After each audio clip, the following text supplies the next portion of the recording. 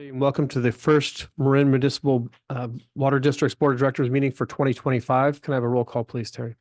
Good evening, Director Ranjiv Kush, Here. Director Diana Mayer, Director Larry Russell, Here. Vice President Jed Smith, Here. and President Matt Sampson. Here. Can I get a motion to adopt the agenda, please? So moved. Second. And there isn't any public comment. Director Kush, Aye. Director Mayer, Director Russell, Aye. Vice President Smith, Aye. and President Sampson. Yes. Thank you. Moving on to item number 3. Do we have any public comment on the closed session? On the closed session? No, there are none. Okay, we'll go ahead and convene to closed session. We'll reconvene back here when we're done at 6:30. Thank you. Thank you.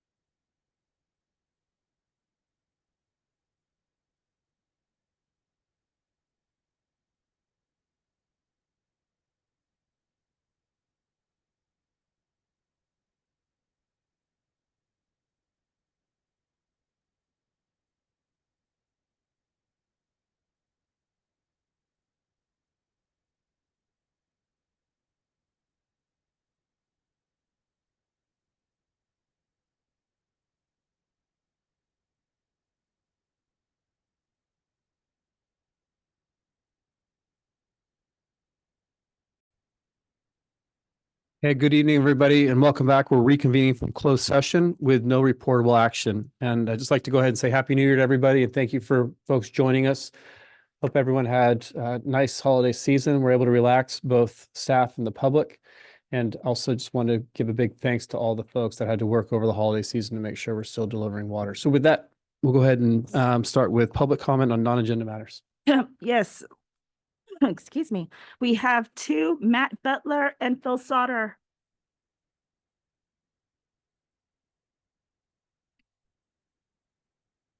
Yes, go to the podium, sir. Thank you. My name is Matt Butler, resident of San Rafael, here to talk to you about housing. Jimmy Carter recently passed away, and what he did after he was president, probably more important or as important anything he did as president, which was joining forces with Habitat for Humanity and seeing to it that as much housing could be built as he possibly could do with his efforts. He understood how vital housing is to a community, almost as vital as water, but still nonetheless one leg under the table. And he put considerable effort into that. But at the same time, Jimmy Carter was doing that, Marin County officials were waging war on housing and continue to do so to this day. And my hope is that each and every one of you will not use your authority or power here in any way to use water as a weapon in that war against housing. And also look out for remnants and vestiges of past water policy that may have really stifled the growth of housing. People are suffering because of this housing shortage. I deal with folks who are really have a very rough life because of the ultra high cost of living in this area. And my hope is that you will in no way further the war on housing and keep your eyes open for things that do make it worse. Thank you. Thank you.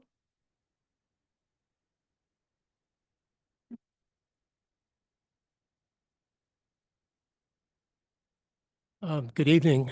A couple of things. Today at the Civic Center, I noticed one of those bus shelter ads from the California Milk Advisory Board. The message was that dairy farmers conserve water by reusing it up to 4 times. These are the folks behind the Got Milk campaign, and they know a thing or two about marketing. It was interesting that they're putting their money behind water conservation, and it made me wonder if there was an opportunity for us to target some ads to high water use areas, along with more in-school messaging in those areas. Second, I've been following our daily water production reports now that the rains are here, and we expect to see little, if any, use of potable water for landscape irrigation. We're currently producing about 13 million gallons of potable water daily. That amounts to a system-wide usage of 69 gallons per capita per day. And if you consider that residential use is about 3/4 of system-wide use, our per capita residential winter use is about 50 gallons a day. That says that indoor use by average Marin water customers is about the same as the study showed for flume users. I think we're good at conserving water indoors. Again, here's a signal that our demand management program, including AMI, needs to be targeted to the use of potable water for summer landscapes. If nothing changes, we'll see that daily winter production of 13 million gallons per day double in the summer to 25 or 26 million gallons per day. Personally, I know that my winter use of 27 gallons per day is going to remain flat in the summer, as I don't use potable water outdoors. And most of the folks I know don't either. So here's a signal, if we're listening, that our demand management programs need to be targeted to that minority of customers whose usage skyrockets in the summer months. We've begun the process of segmenting our customers, and this would be an ideal time to start following our Tier 4 customers to see what they're doing now in the winter months, and then see how their usage builds and peaks in the summer months. Those customers and their summer usage is likely to hand us the roadmap we need to help flatten the usage curve and start building the reliability of our existing water supply. Thank you. Thank you. There are no further speakers. Great, thank you. We'll go ahead and move on to Director and General Manager's announcements. Adam, start. I have none this evening. Thank you. Director Mayor. Dr. Smith. Yeah, greetings. Couple things to report. One semi-official or on its way to hopefully being official, and one just an observation, but had several meetings with the Muir Beach community, with Ben and Supervisor Rodoni and others about potentially leveraging Marin Water's existing water pipeline that goes down and supplies Muir Woods water as one of our customers, even though outside of our district. And with that road that is broken down, I think it's the Frank Valley Road, the state is now rebuilding that. And there's an opportunity for us to build a pipeline from Muir Woods to Muir Beach that would help restore Redwood Creek and not have the Muir Beach residents tapping water out of that creek in the dry months and the dry years. And this could be potentially extremely impactful for coho salmon and spawning. And there's been a lot of work in many ways in that lagoon to help protect that creek. This could be a really interesting opportunity for us. It's going to take a lot of work, and I expect that to come forward in the coming weeks and months as we do that. So just a heads up. Also had a terrific drive around Marin a couple days ago, circumnavigated Marin, our incredibly beautiful land, saw the Nicasio Reservoir spilling out, which was full and green. Also had a chance to go check out the elephant seals at Point Reyes, which are thriving and spectacular, and the Thule elk. We really live in a beautiful place. Thank you. Director Russell. I'm a little confused. I thought we already proved that pipeline along the side of the road. Not agendized, so I'm not going to get into detail, but there was an effort about a year ago, kind of a similar effort of can this group put together a grant to support it? They didn't get their grant funding. So this is kind of lessons learned I see. and what it would take to make it successful. And it got delayed. The whole project got delayed, so it gives us time to potentially make it happen. I see. And nothing else. Director Kush. Nothing from me. Thank you. Well, I definitely didn't circumnavigate the county, but one of the days over winter break, we were fortunate enough to be able to take our daughters out to Leo Cronin and actually see some fish. And it's such a unique experience, and it was really good to see. And actually took them all the way up to the dam to see the overflow happening, and the creek was really, really running. And then not happy, but then we walked them on Cross Marin Trail down to the work where all the Lagunitas Creek restoration was getting done, and the signage was up there. So it was really good to see, so people could actually take a look, and the game cameras actually placed down where that new nesting area was. So really looking forward to hearing reports on that as we get out there in terms of the work, but just a great day. The only downside was I really felt like that parking lot was trying to navigate Trader Joe's parking lot. It was really, the crowds were fighting for spots and people were getting in their cars and everything, but it was good to see there was a lot of interest. So excuse me. Yep. About another week to go, at least that's what the Turtle Island Restoration Network thinks. So if you haven't seen it, we went to see it too over the break, and it was really incredible. And I think it's the highest population they've had in like 2 decades, and that's because of all the work that's been done. Yeah. Really good to see. And then also, it was really good to see that we're starting to take advantage of this weather pattern and get some pile burning going on. So if we can get a lot of that stuff done, well, we've got a couple of weeks here to take advantage of that. So thank you very much. With that, we'll go ahead and move to board and committee reports. Should we start with ops? Okay. The Operations Committee met on December 20. Staff provided an update on recent requests for proposals that was implemented to secure on-call geotechnical and civil design engineering services for the district. The services would allow the district to more efficiently respond to landslides near critical district assets, as well as provide on-call support for various pump station and water storage tank rehabilitation projects. 2 vendor proposals were selected, and each are recommended for a contract award that shall not exceed $600,000. And for those who are going to ask the same question I asked, the way it's done is it's one proposal. They both submit on the same basis of scope of work, and then they are used together or independently whenever they are needed. The committee referred this item to the board to consider for approval at a future meeting. Staff also provided a presentation on the district's efforts with the Marin Wildfire Prevention Authority to create defensible space for the protection of district facilities. including pump stations, ranger residences, and others from the threat of wildfire. That discussion got into details like what the roof vents should look like and that type of thing to keep embers from igniting those structures from the roof down. Staff also provided an update on the district water supply conditions, sharing that the reservoir storage levels are well above average for this time of year, which of course is a wonderful thing. It makes the job of the board quite simple and straightforward.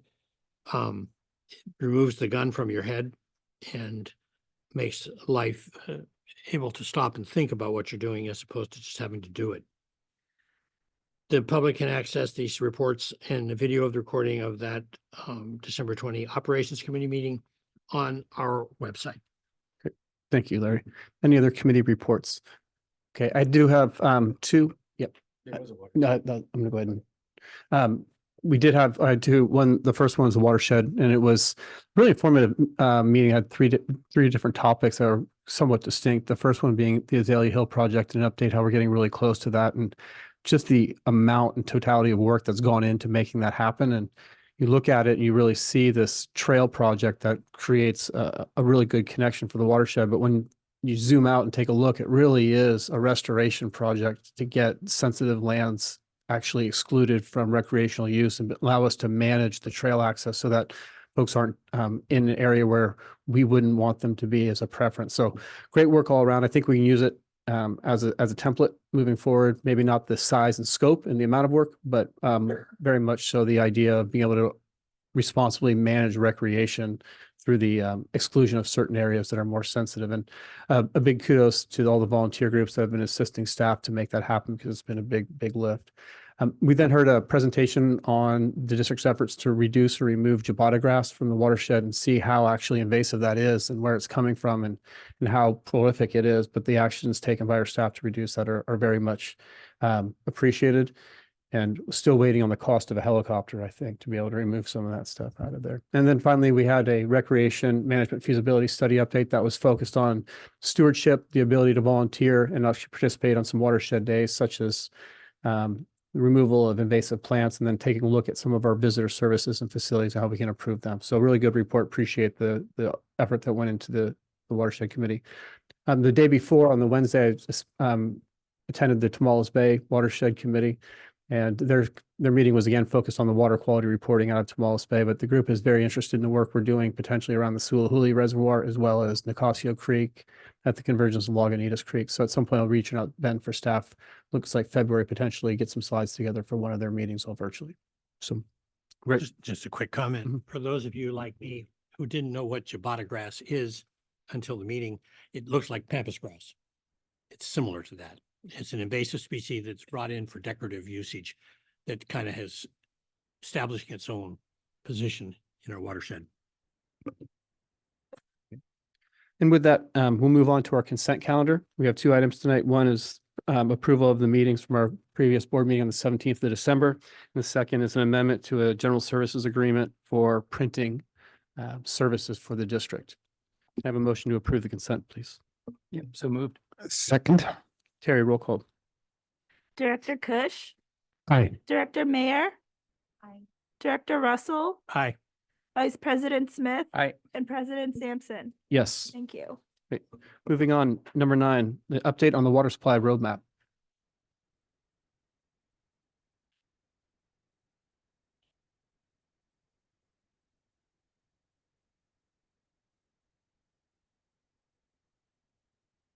Good evening, Paul Sellier, Water Resources Director. I was just making sure my first slide said 2025. Director Sampson said Happy New Year. Wait, did we change that? Okay, first one out of the gate. So this evening, it's a water supply update. We're going to spend a little bit of time, just a quick review of kind of where we've been and where we hope to go in the next few meetings. Our goal tonight is really just a quick review of the projects. It's been some time since we talked about them as a group, so it's time we kind of brought them back together. We've been dealing with them kind of as individual alternatives for some time now. And then to introduce the notion of criteria, how will we be thinking about separating projects and which ones are going to be more interesting for us to pursue than others? So with that, I'll jump in. In the last couple of years, it seems like it's flown by, but it's been a couple of years. February of 22 was when we embarked upon the strategic water supply assessment. And the Jacobs team took us through that. And by the end of February 2023, the board had selected the integrated roadmap for water supply. And since then, we've been kind of pursuing detailed studies, largely focused on storage and conveyance to kind of catch up to the studies that we've done over time on desal and on recycled water. Of course, along the way, not forgetting that we've done a lot of work on water conservation, water efficiency. Our team continues to win awards. We won another award last, I think, October and November. And it really is an amazing program that we have here at the district. In terms of project work, there's been the low-hanging fruit, stream flow automation, electrification of Silahuli and those sorts of projects, Tocasio spillway modifications, and those other in-system improvements that we're continuing to work on. Where we want to go in the next 2 or 3 meetings tonight will be focused on a review of the projects, as I said, and introducing the criteria by which we want to evaluate and think about these projects. At the next meeting, we would then take you through sort of the project team's evaluation of the projects as we see it, and then have a discussion with the board about the criteria and how they've been applied to the projects. And one thing with the criteria, and we'll get into this a little bit later this evening, but right out of the gate, it's tempting to see, think of criteria as consensus building, that we want everybody to arrive at the same agreed upon answer for each individual criteria. These are really just ways for us to apply our own values and thoughts behind each of the criteria. So it's not expected that everybody's going to have the same answer, but that generally by the time that we're through with the criteria, it'll be clear which of the projects is sort of preferred over the others. And so hopefully we're at that position in February 11th at the board meeting to be able to advance a project or projects to design an environmental review. So this is all consistent with our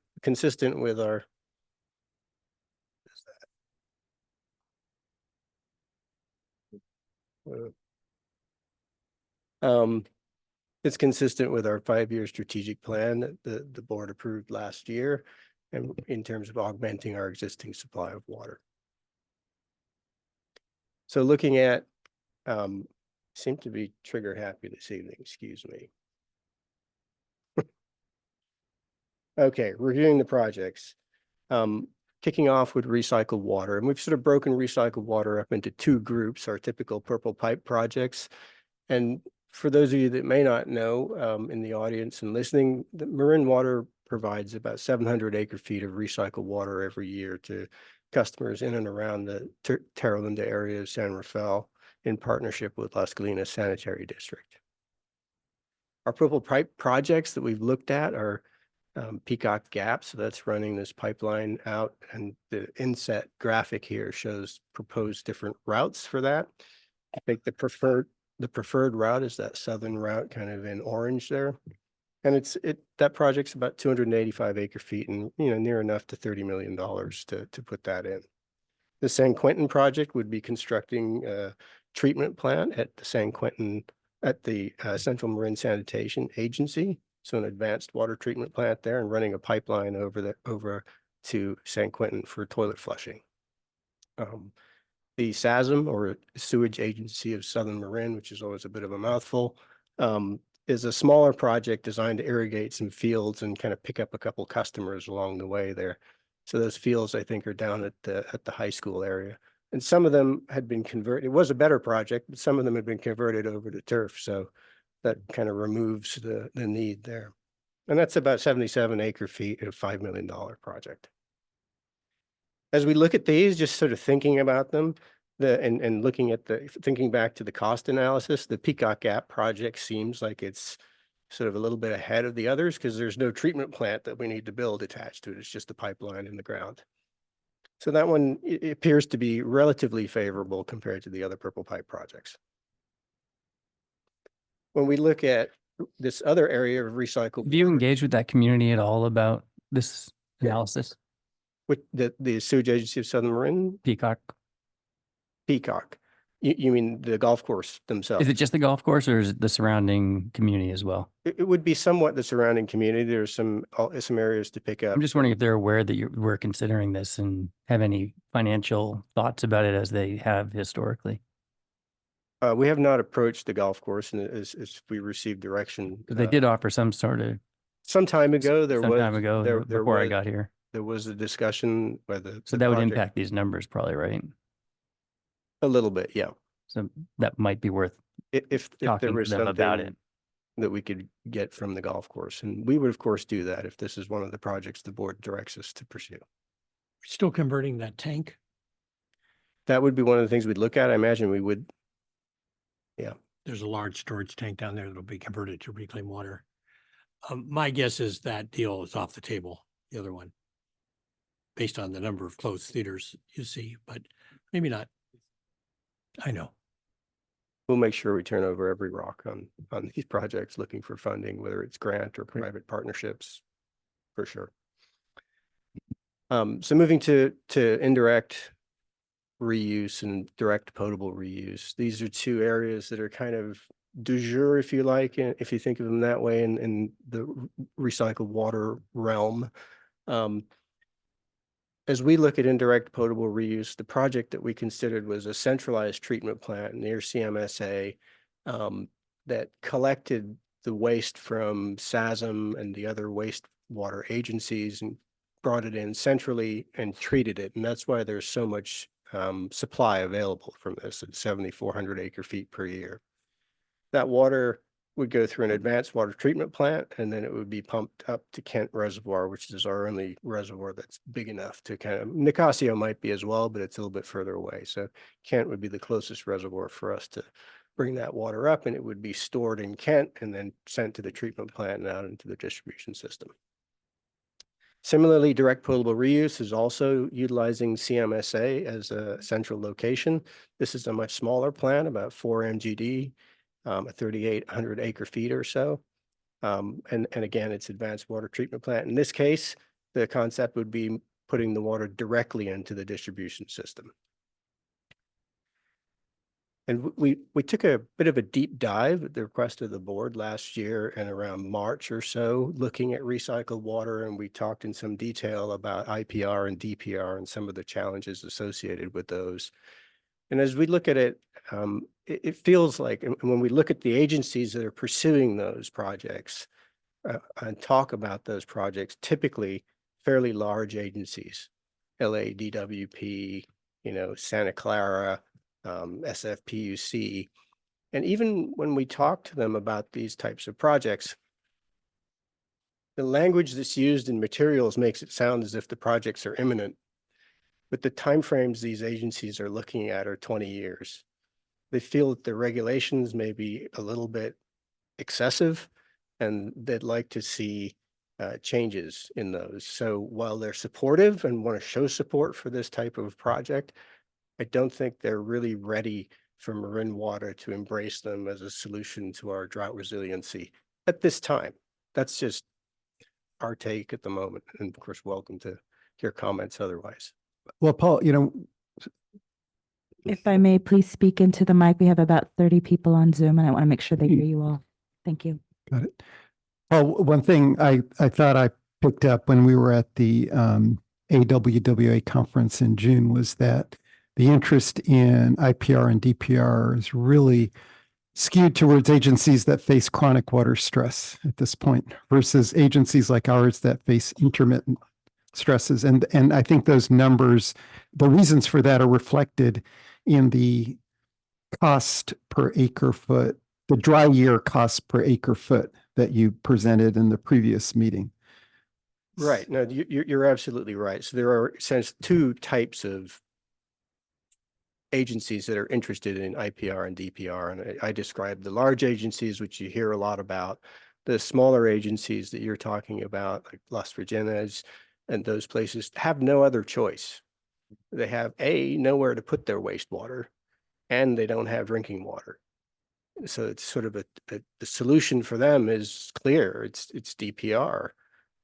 So those are the areas where you see that there's some movement on these projects. It really is driven out of need, as you say. And they also seem to be the ones that were really driving the legislation that would support this, and are also concerned about now the regulations that are, as you said, pretty cumbersome. Paul, to follow up on the comment you made about not having a place to put their wastewater, do you have any insight on how close we're getting that locally in terms of regulations of water going into the bay, or nutrients going to the bay right now, that the waste industry is going to be more motivated to move this direction or partner with us potentially? I think regulations never get easier. They're always sort of advancing. And I think generally there is an interest to partner with us, though whether the economic interest is there right now, I don't know yet. Okay, thank you. Well, it's the reason that Las Colinas got into the business. Right. You know, was they were unable to discharge at certain times of the year. So they needed a place to put the water, which kind of drove the beginning of this. They had those huge ponds out there, and then the water district stepped in and said, okay, we'll deal with it. And that's kind of how the thing grew. And then they changed their management in Las Colinas, and they decided that they wanted to go with membranes rather than what they had been doing, and a more positive approach to keeping it out of the ponds. So, but it was driven by their waste discharge requirements. Basically, they needed a place to go. It had no place to go other than the ponds. Right. The others tend to have a deep outfall. So they didn't have a deep outfall, so they don't get dilution credits. And really it was tough. But the remainder, CMSA, SASM, they do have good outfalls. There is the emerging nutrient issue. It's not looking like there's going to be synergy such that there'd be funding to support moving to recycled water. That's almost like a strap-on above baseline nutrient removal, which is kind of a biological treatment process. So they are going to be spending likely some big money, and I'm talking to Jason constantly, routinely. But yeah, we aren't seeing yet an opportunity. Yeah, the nitrogen standards may be enough to push it over, huh? You know, What? the nitrogen, the Right. state's cranking Right. down on Right. nitrogen discharges. Right. Also recall my comments from the Toronto meeting when, as I mentioned, there were 2 California sessions in an international water conference where California acted like it was a country and not a state. But more importantly was the statement made by the folks in LA that they didn't think there would ever be another desal plant built in California because of the difficulties of discharging the brine. I don't know if that's true. They were promoting Sykes Reservoir in the other side of their mouth. So it's hard to know what they were really, whether they were dealing on fact. They presented no basis for that opinion other than just tummy rubbing. So. Yeah, it does seem really maybe for the first time in a few decades that there is a large agency in the Bay that's seriously looking at desal, and in part maybe the Los Vaqueros, kind of collapses a project is now even making this more significant. So Valley Water in Santa Clara is starting to take a look, and it will be interesting because at the same time, the environmentalists in the San Francisco Bay are gearing up too. So we'll watch. It's probably a good one to be an observer on, I think. As luck would have it, desalination is our next topic. Well, keep in mind too, the problem at Santa Clara is similar to the problem here, salt intrusion. They have huge problems. I've gone round and around with CMSA about this, that their salt, in my opinion, is about twice what it should be because of their inability to control intrusion. And as a result, it makes the desalinization process much more difficult, much more expensive. And I just realized, I'm sorry, I completely remiss. I forgot to introduce Xavier Arias with Woodard and Curran, who's joined us this evening. Thank you. In case you're wondering. I've been here before. Yeah. Okay, so desalination is not necessarily a new topic to the district. I was reading through this slide the other day and it says, you know, we've looked at it going back to 2007, but our first dalliance was in 1992. When they were kind of proof of concept. Can you actually, you know, do this thing called desalination with the Bay? And then in 2007 was the year-long kind of demonstration scale project that we ran at the district.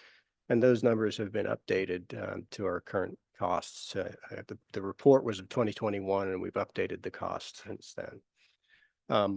Throughout these studies, we've looked at a range of plants from 5 MGD to 15 MGD and whether they're expandable or standalone. There's a lot of information, a lot of work that's been done on desalination. It looks like a 10 MGD plant it is of this category. Desalination would be perhaps one that appears technically feasible at the district's Pelican Way site. And compared to the other 5 MGD, it produces a bit more water, so it has a benefit of a lower dry year cost per unit. And it's not quite burdened with the same capital cost of the 15. You know, that's a kind of a big number in the 10 MGD. It's sort of a Goldilocks in the middle type for the desal project. So that's one that kind of stands out a little bit. And then as we think about local storage, this is where kind of we've really been digging in over the past year, looking at 12 alternatives, narrowed those down to 3 shortlisted alternatives, the Kent, Sulahooley, and Upper Nicasio.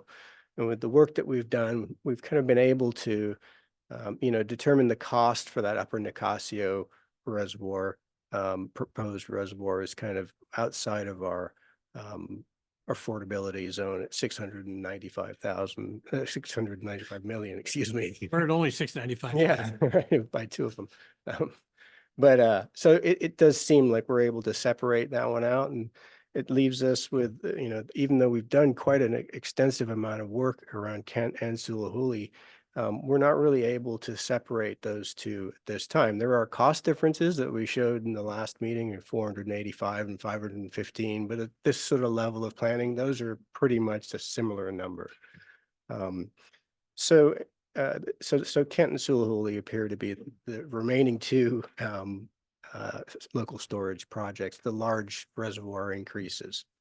Of course, you know, we sort of carved out the spillway modifications, and we're working away on the Nicasio spillway as we speak. And those are a little bit smaller in terms of water supply, but they have a favorable cost benefit ratio, so we're moving ahead with those. Oh, quick question. You know, we haven't heard much about spillways on the other dams. Have we taken those out of contention, or is there still opportunity, for example, at Kent? Those haven't been looked at. So we've really been focusing our resources on Nicasio, and now we're kind of getting our legs under us on that project. I think we'll start to turn our attention to the other reservoirs that have potential for a spillway modification. Those include Sulahooley, Alpine, and Kent. So we will be looking at those. Have we got any more feedback from dam safety? You talked at one point that you were going to. Oh, the Division of Safety of Dams. I think we did have another meeting with them to talk about as what they call H&H, which is, you know, hydraulics and hydrology or something like that. And it was just kind of an initial discussion talking about what the maximum floods would be. It's all very engineering kind of detailed analysis. We are scheduling an update for the board on the Nicasio spillway. So we'll be bringing, I'd say, by sometime in February, an update to the board on where we are on the environmental, the engineering and dam safety and other aspects and the current schedule. So yeah, it's moving. And then our conveyance alternatives, again, similar to local storage, there are 12 alternatives there, all of them looking at moving water from the Sonoma water system down into a Marin storage. The top alternatives were limited to 3, if you recall, and they're shown here on the map. The purple line to the left is known as the Cotati project, and that moves water from the Cotati tanks all the way down to Sulahooley and or Nicasio. The red line in the middle is referred to as PETA 4, And that moves water from the sort of North Marin Aqueduct there along San Antonio Road out to Sulahuili, with an option to go to Nicasio as well. And then finally, the most southerly option is the PETA 3, which runs along through Novato and out to, initially would be out to Nicasio, but optionally to Sulahuili as well.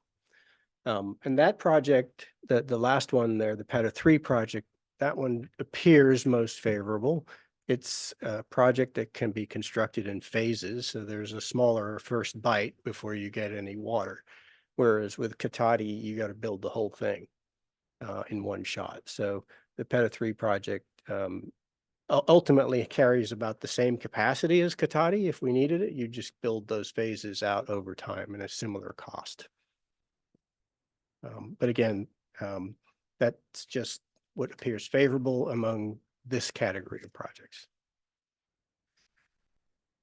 So then we get to the criteria, and our goal tonight, again, is not to get into the how are we going to score what number and letter, depending on how we choose to evaluate the criteria, but just to introduce the criteria. So here they are. These are the same criteria that we used in the strategic water supply assessment.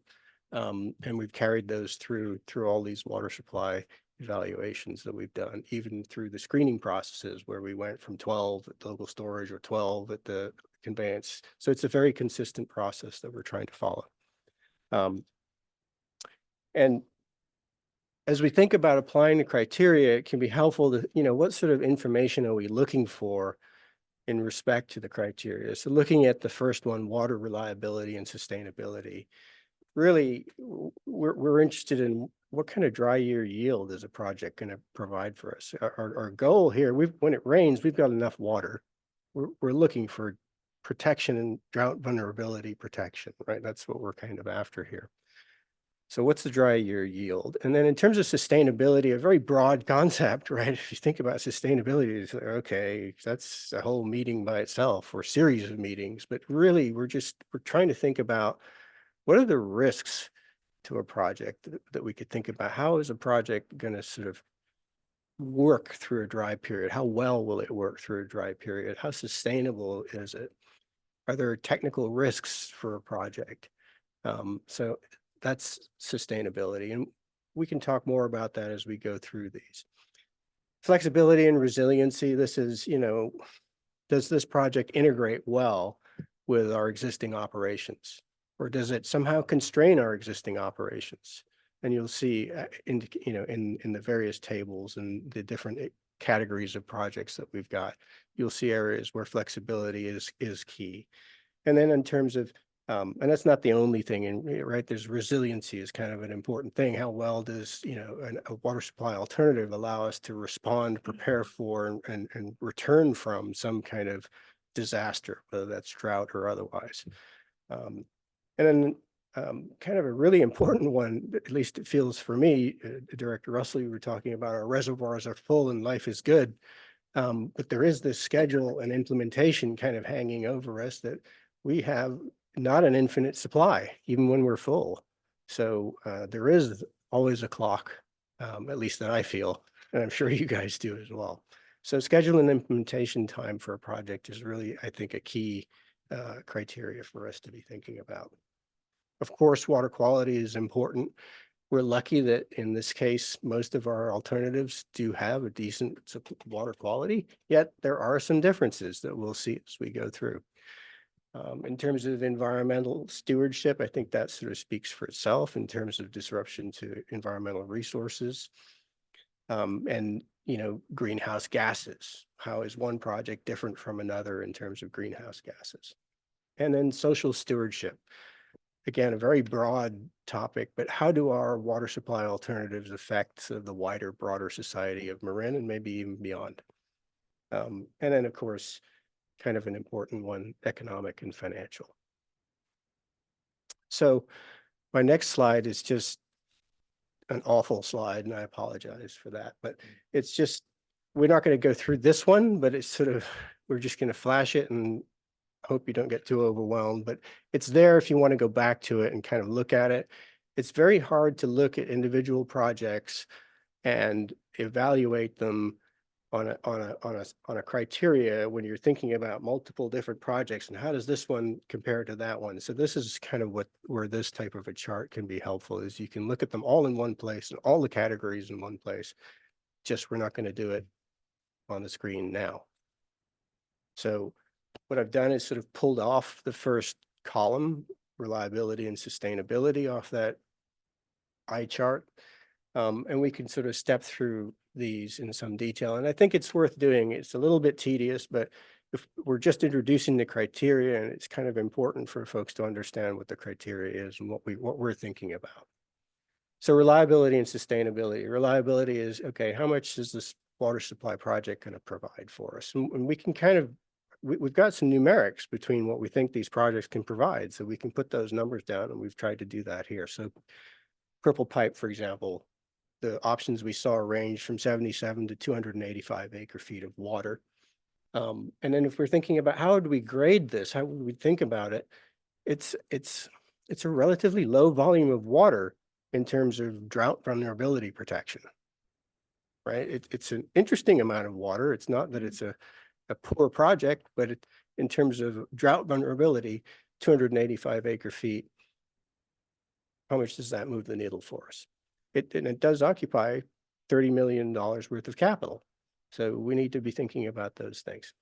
Of course, the availability of that water is great.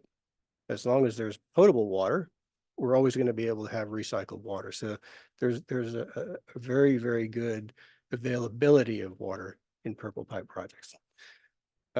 Moving to DPR, then, the DPR project is the CMSA Advanced Water Treatment Plant directly into the potable pipes project that we're looking at here. And it's about 4,000 acre feet per year. It's a decent volume of water. So in terms of sustainability and reliance, I would expect that this one, were it to be evaluated, would be pretty good in terms of reliability. And as it says up here, the source water availability is excellent. Sorry, that's desal, is good.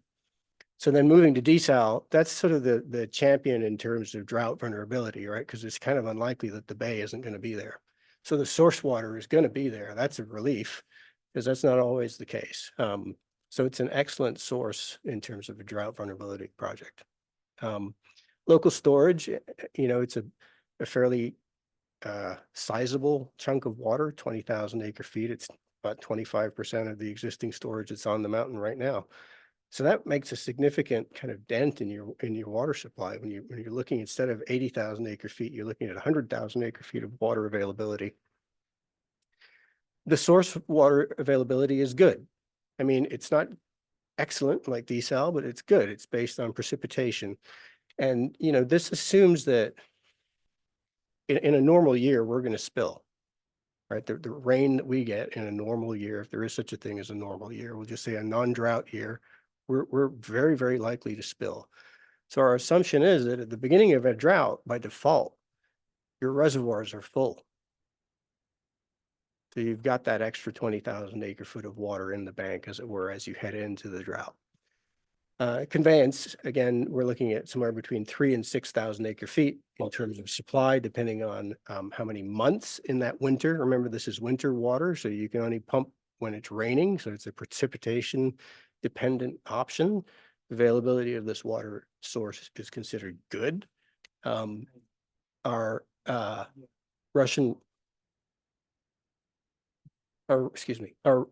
so this is a Russian River option. The Russian River watershed is about 1,400 square miles compared to ours, which is something like 45 square miles. It's a vast area, and there's just huge amounts of water that run off in that area. Paul, just on this, it isn't, if you're looking at, let's just say local storage, 20,000 acre feet per year. No, not per year, just one shot, 20,000 acre feet. So if we have a 4-year drought and we're comparing that to desal, isn't that really about like 5,000 acre feet? Aren't we inflating this by like 4x comparatively? So if you're going to spend 400 million on desal or 400 million on local storage, then desal is going to blow it away, right? Yeah, yes, desal will be significantly by far the best performing option in terms of drought and volume. Yes. I just feel like we haven't been showing apples to apples comparative numbers in terms of spending cost per acre foot this whole time. Well, when we did the cost analysis for you on December 10th, it was done on that basis. Right. So this is just, So as an example, the Nicasio that you were showing on December 10th at 3,000 to 5,000 acre feet really is more like 750 acre feet per year on a 4-year drought. yeah, so on that one slide that shows 3,000 acre feet for Nicasio, I think it has an asterisk and says total volume. Yeah. Okay. whereas Others are expressed in a per year. Yeah. So acre foot compared to acre foot per year. And we'll clarify that for sure. Nothing is intended to try to game the system. So that's a good comment. Thank you. So flexibility and resiliency. So flexibility, we talked a little bit about that. This is, one way to think about it might be as you're considering the alternatives, how does something help or constrain the way you respond to a change in your system, whether that's a change in demand, it could be a change in climate. How does it help you respond to that change? And so as we go through, I guess I'll go to desal. So it says operational flexibility is reduced because you don't have a choice to turn that plant off. So in the wintertime, we just heard our production was 13 million gallons a day. If we're required to run 5 million gallons of desal, it means we've got to shut something else down, whether we wanted to or not. So it kind of constrains your operational flexibility. When we look at Purple Pipe, again, in terms of flexibility, it's 285 acre feet. It's a nice to have, but it doesn't really kind of move the needle much. DPR, again, similar to desal, it's an increased complexity.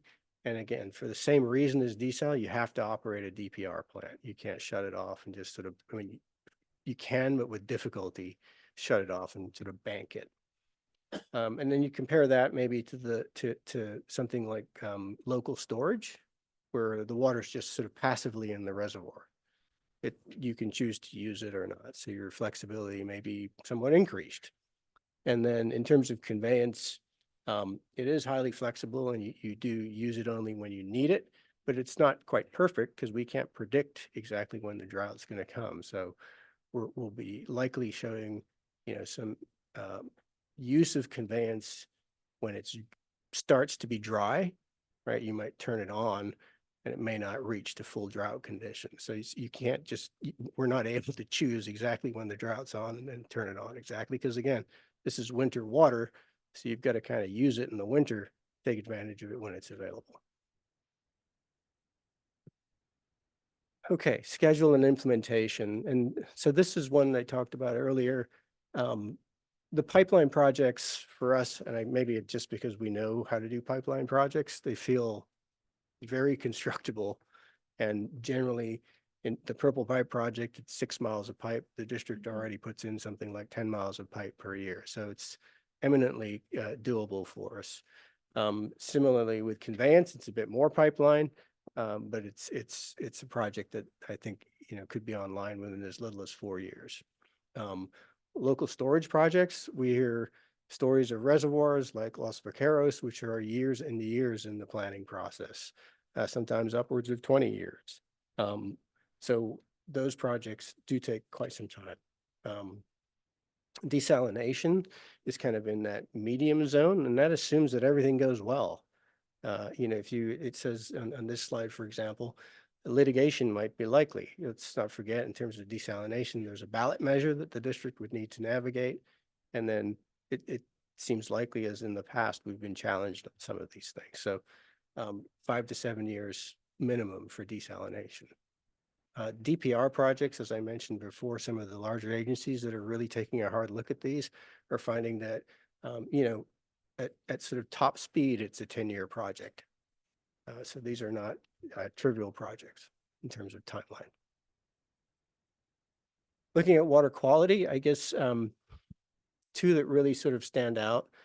There are three. So recycled water, purple pipe, that's for irrigation and toilet flushing. And of course, the water that's provided from Las Colinas is perfectly suitable for that purpose. So we're not talking about drinking it here. But in terms of DPR and even desalination, these are reverse osmosis technologies, and they don't remove 100% of contaminants that come in.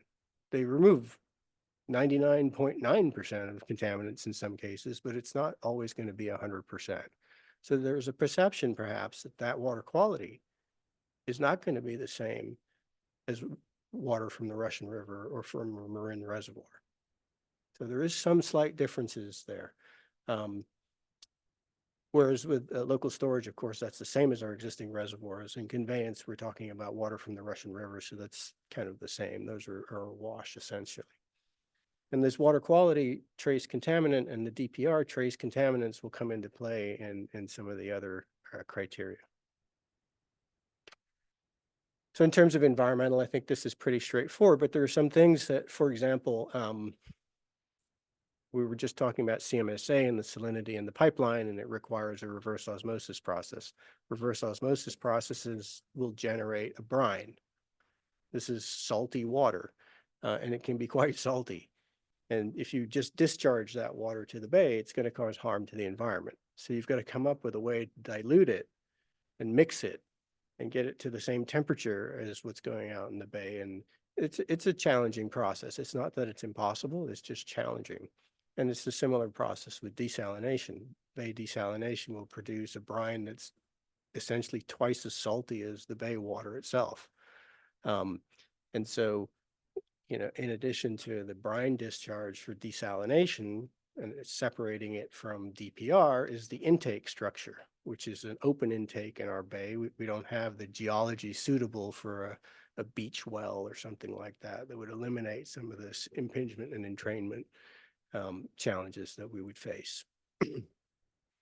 And in even, you know, local storage.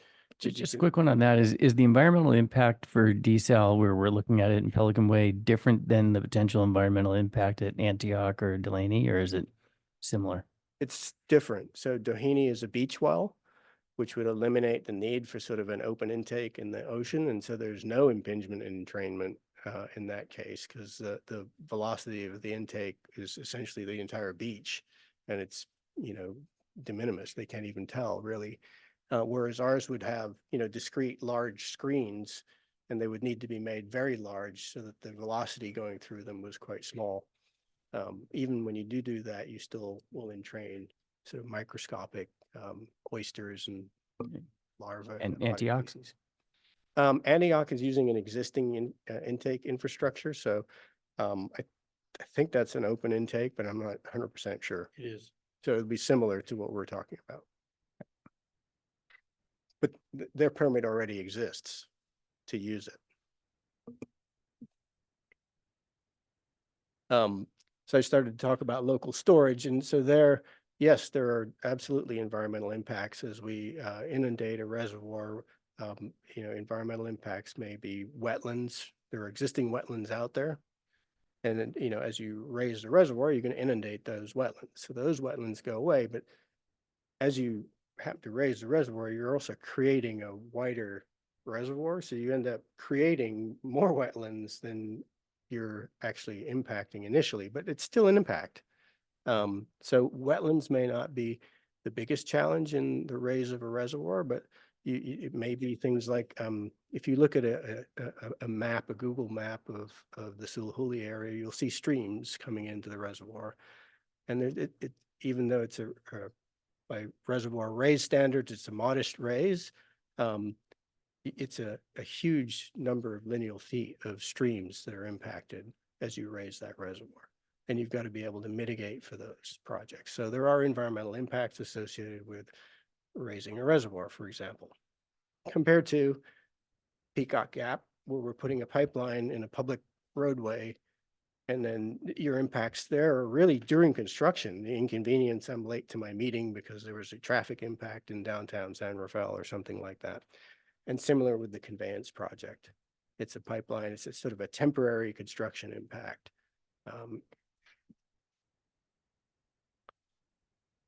So then looking at social stewardship, so how does think about social stewardship as how does an alternative potentially impact, the broader society? And for Purple Pipe conveyance project, there's not much in the way of impact. Most people won't even know the pipes are there once it's gone in. So it's really just that construction period. On the other hand, DPR and desalination, we talked about those perceived water quality differences, right? Those in our case for Marin, we'll be constructing those facilities at or near the CMSA or the Pelican Way site for the district, which means that water would be served to a zone around those areas. So you'll have this perceived difference in terms of water quality. Whether it's real or imagined, there will be some difference. It's difficult to make something exactly the same. Based on my experience, it would change the nature of this organization. If you have to do it, you do it, but it would fracture kind of there's places in Walnut Creek where on the border, maybe it's less now with Los Vaqueros, but the value of a house would be notably different if it were the East Bay Mud Service Area or Contra Costa Service Area, because different water, different quality, and perceptions really got embedded. So these two issues, are probably more significant than it may feel, I think, for long-term.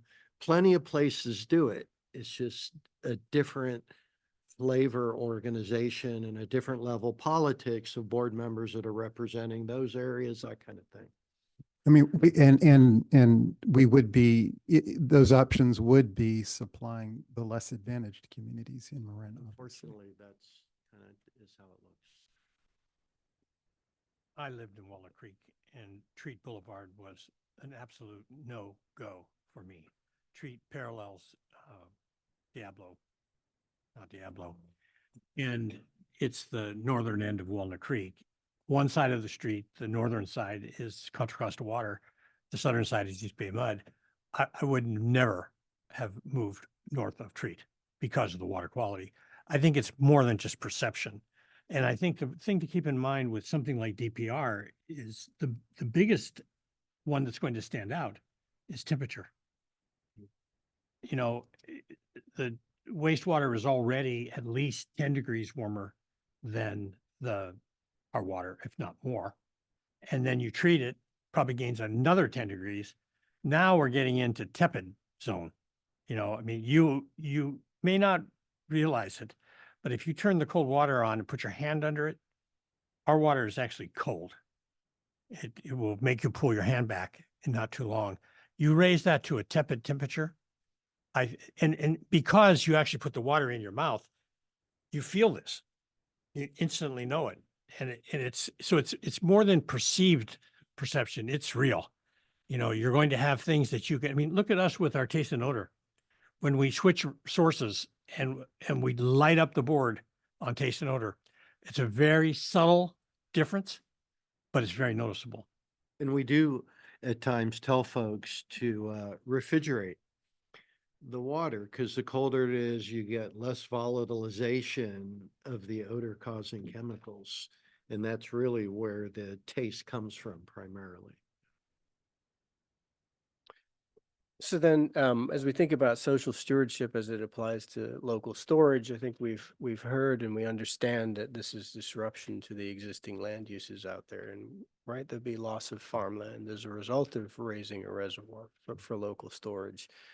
And in terms of even conveyance, while most of the pipelines in public right of way, as you approach a reservoir, you're going to be crossing likely some farmland that has a conservation easement. So there's temporary disruption there that will need to be figured out.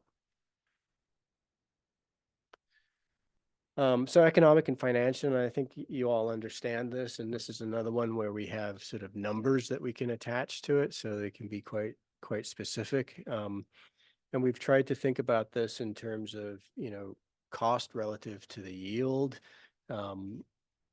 Is the volume of water, like I feel bad talking about Peacock Gap because I think it's a project that's very interesting, but in terms of what we're thinking about a drought vulnerability protection, it may not be our ideal project in that way. And then DPR, On the other hand, keep in mind that with recycle projects, it's a one-time cost that keeps returning. Yep. So it's not so bad. It's not simple enough to just do a cost benefit ratio and say that's it. Because you invest the money once. It's like switching to low flush toilets. You pay the price once, but you get the benefit for the life Mhm. of the. yeah, we tried to do life cycle costs for December and to bring in, that's a pipeline, it's 100-year life. It's going to provide those benefits for a very long time. But it's pretty subjective. Was there a reason why you shifted to 100 years in December? That seemed new. I think we talked about it a little bit. It's just the range of projects that we had, the reservoirs are at the far end of probably more than 200 years. And you have things like, AMI and desal that are, any of the complex treatment plants are going to need significant sort of cyclic renewals. And so we wanted to make sure we captured a fair range for life cycle. So 100 years seemed appropriate. Okay. One of the things that came up in my election, which was quite interesting to me, one of my opponents asked the question of what the life of a dam was. Yeah. And I thought that was a pretty interesting question from a silly point. You don't really think of dams in that. They are not replaceable unless something external is going on, like sedimentation in Hoover Dam or one of those things. But under normal operations, you put it there, it's for the life of society, probably. It's kind of a geologic feature, isn't it? Almost. Yeah.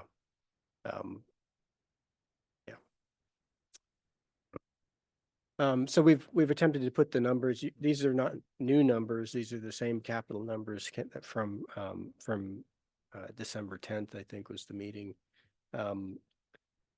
So the other aspects of whether something is economic is to what extent it's making use of existing infrastructure. So I've kind of banged on Peacock Gap a little bit, but that's one of the areas that actually, right, it's utilizing water that's available from Las Colinas.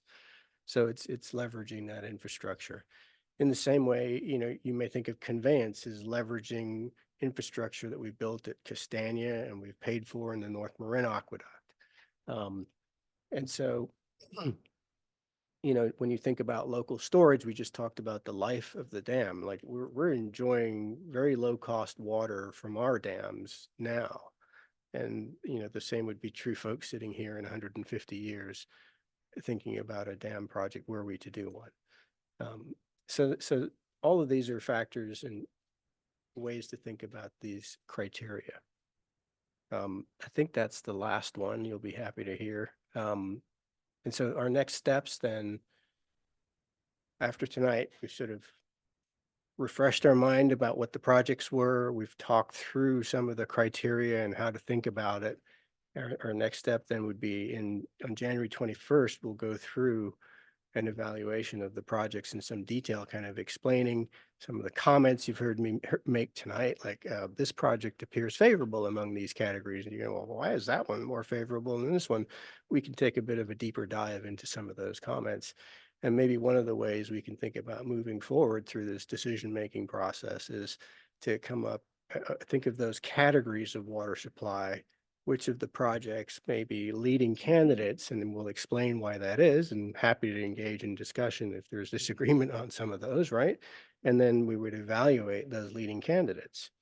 And we'll of course evaluate all of them. So there'll be a table with every single one, but it's quite a crowded table to look at a board meeting. So we'll try to go through it in that kind of way, unless you all have different ideas and comments that you'd like to see us embark on.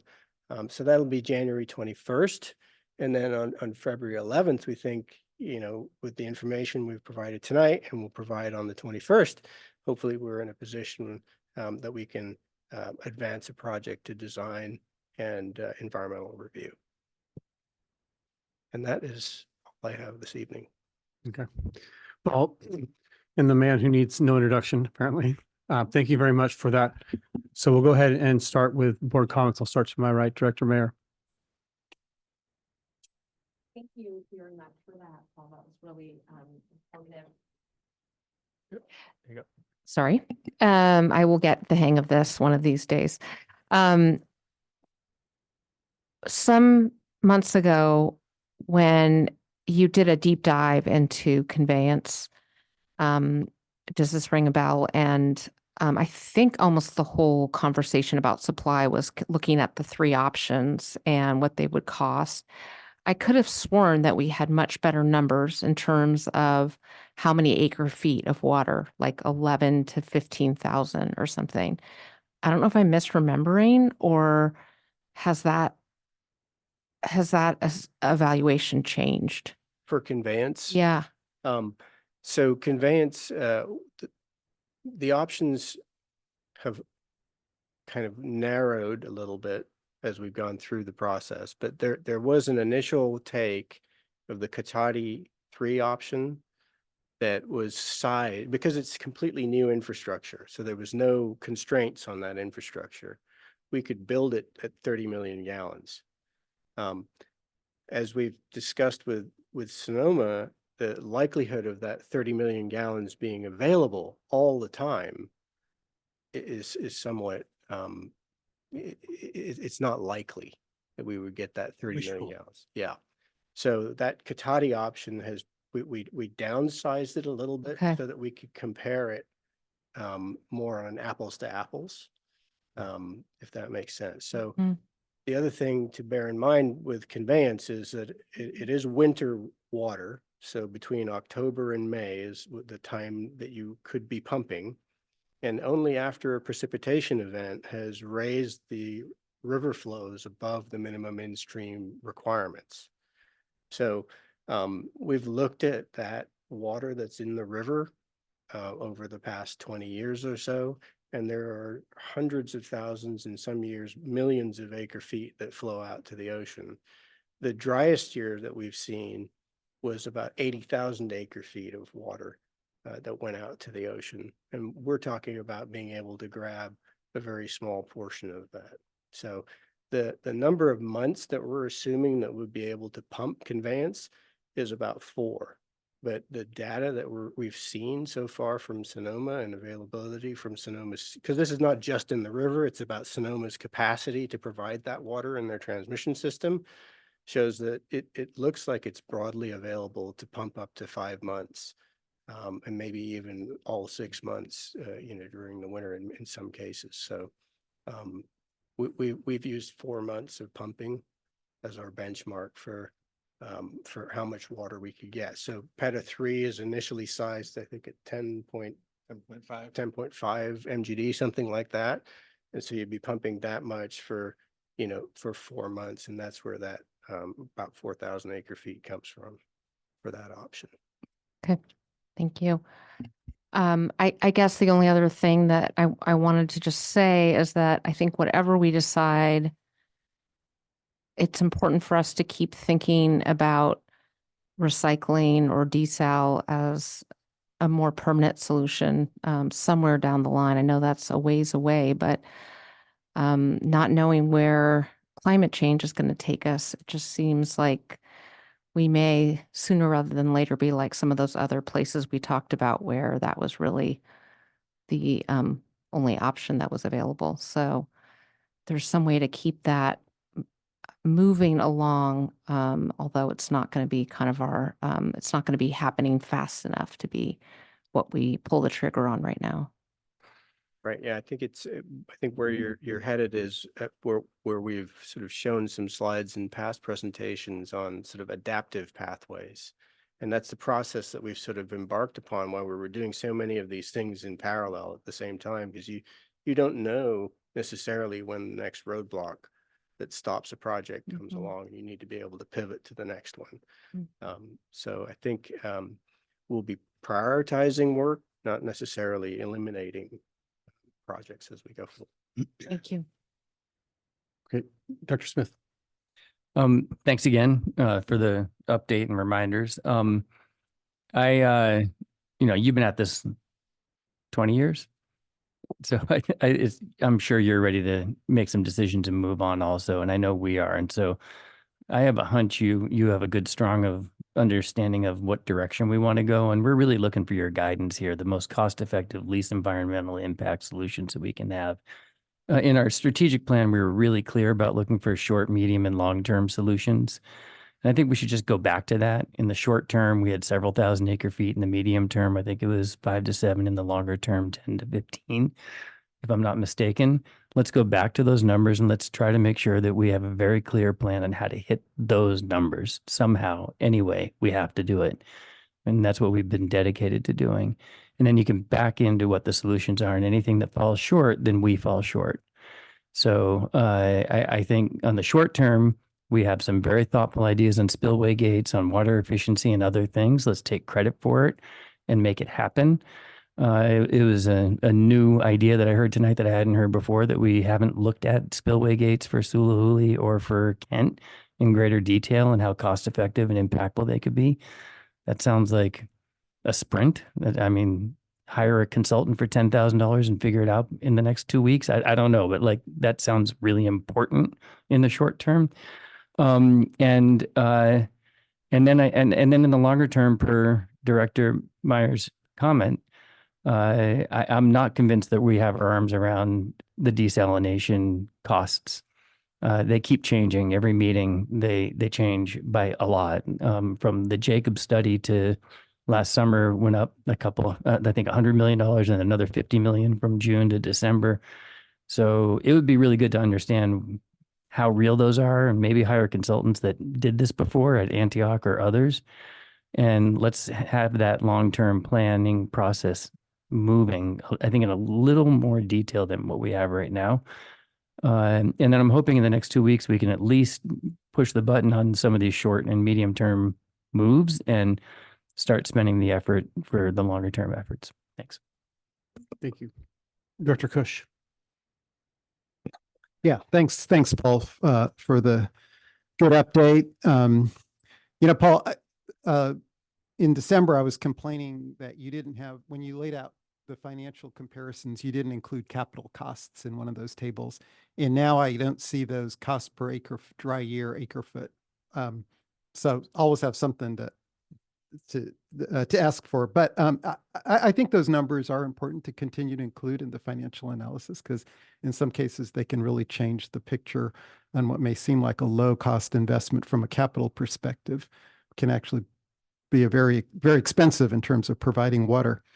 I'm wondering if we are getting one of the hard lessons I've had in the last 2 years is that our decisions actually often don't move us very far, because there are so many other regulatory and permitting factors that come into play that can sometimes even block what we're trying to do.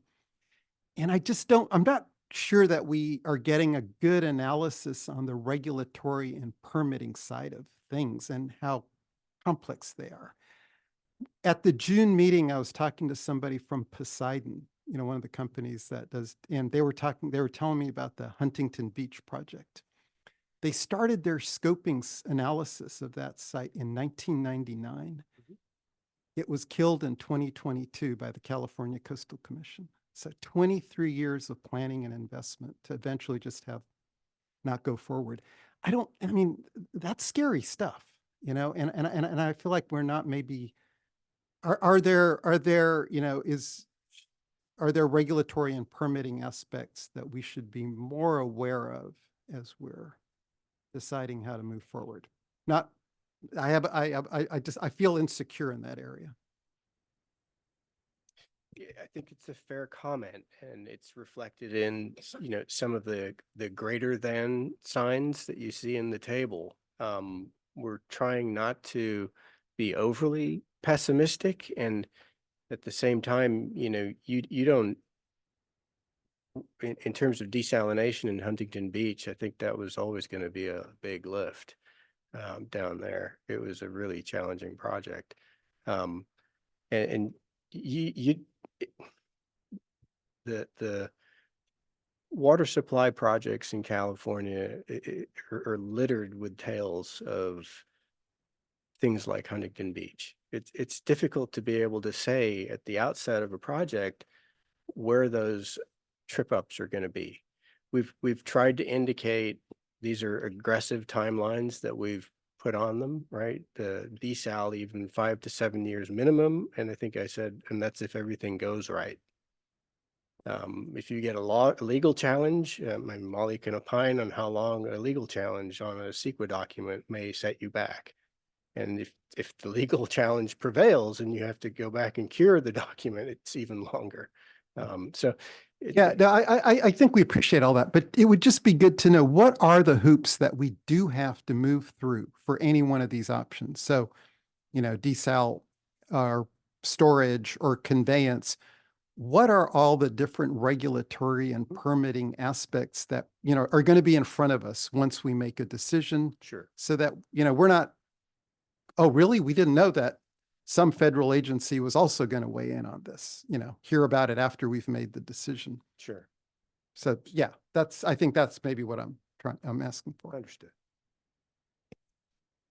Well, I think that's a relatively modest risk, very frankly. The issue to me is public perception and getting people to convince to pay for it. I've been thinking while we've been talking, William Mulholland, in 1908, the city of Los Angeles ran out of water from the LA River. And Bill Mulholland was faced with what to do. He was head of LA Water and Power. And he went to the city council, and I put this much similar to the decisions we're making. He went to the city council and convinced them to build an aqueduct from the Owens Valley that would last over 100 years of water supply, contrary to the Chinatown make-believe story. The real story was a very dedicated civil engineer looking at how to solve a water problem long-term. And he was able to convince the city council to pay for a project that would last for over 100 years. And we're faced with similar things here. And I know I've been the one dragging anchor quite a bit on this, primarily because of the cost, but I do think we have to keep in mind the kind of challenges that people like Bill Mulholland faced and how he overcame them, because it's a very similar situation. I didn't understand your comment about permanent, Diana. These things are pretty permanent, okay? I mean, we build a 100-mile pipeline. It's going to be there a while. So these are permanent solutions with respect to everything except the climate. That's the variable you can't control. But keep in mind that the flow in the Russian River at Guerneville is about 30,000 acre feet per day. More water than we use in a year flows in one day past Guerneville during peak flow. So the water is there if you can do something with it. And for those of you who've been to New Orleans, there's a pump station off of I-10. It's between the airport and downtown. And it's the biggest pump station in the world, over 1 billion gallons a day. And the problem with these projects is exactly what you referred to.